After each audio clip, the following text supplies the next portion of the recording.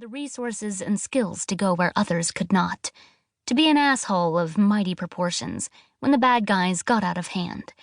No trading that privilege for the entire world. Like now, when he was so close, it had taken money and patience for Blue to cultivate his current network of informants. The latest had given him the time and date of a drop-off, promised that it would be a special delivery, straight to the hands of the big bad man himself. Plastic rattled. Blue tilted his chin, and from the corner of his eye watched as a woman ducked into the tent, rain dripping from her face. His breath caught when he saw her. She was just that unexpected. A tall drink of water, leggy, wearing a sweat-soaked tank that showed off her sinewy arms, smooth skin tanned to a deep gold that was almost as rich a color as her short blonde hair. Large sunglasses obscured most of her face, which was strikingly angular and sharp. A little too sharp for his taste, far too hard. But oh, what a body. She stood out in this crowd. And that was a problem. It was damned hard not to stare as the woman passed his table, but self-preservation limited Blue to nothing but a quick glimpse. That was more than enough to revise his first impression. From a distance, he had guessed she was in her 30s. Up close, he saw the wrinkles around the blonde's mouth, the leather of her taut skin, the streak of silver hiding in her hair. 50s, maybe. A really great 50. She took a seat near the food cart, easing gracefully onto a collapsible plastic stool that wobbled on the uneven alley concrete. Her pants were loose, her feet clad in sandals. She acted too confident to be a mere tourist, but her clothing was inappropriate for the locale. Indonesia was predominantly Muslim, and though Jakarta claimed to be cosmopolitan, women, foreign and local, were encouraged to be modest.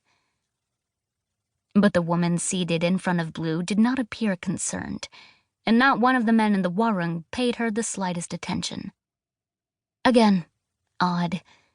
Besides himself, the woman was the first foreigner Blue had seen on this side of town all morning, and in this area, with her looking the way she did, people would have almost no choice but to stare.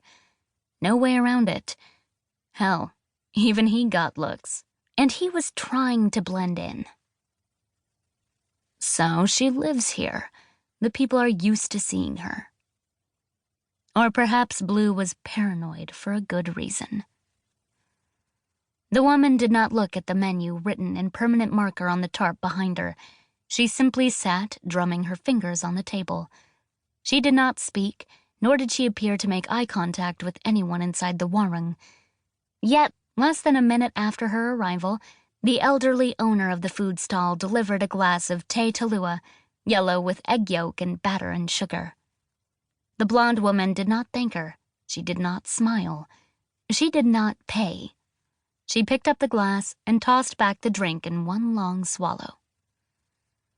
A painfully skinny boy dressed in shorts and nothing else ducked around the back end of the tent.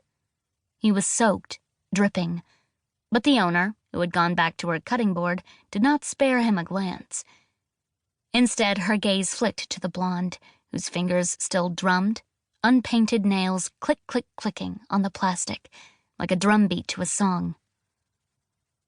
Same as the blonde, the boy did not speak or place an order. He stepped near the dirty pans, careful, hesitant, his bare foot nudging the brown paper package, testing the waters. Blue did not react. No reason, not yet, not until he was sure. The hunt had already been difficult enough without mistakes. He could not afford impatience, haste. But Blue's hand was forced all the same. The boy kicked out his foot. The package popped into the air, and quickly, almost a blur, he caught it in his small palm and turned on his toes, whirling like a dancer on the run. And Blue thought, "Good, that's good, kid. You run. Run, run, run. All the way to your boss." And the boy did.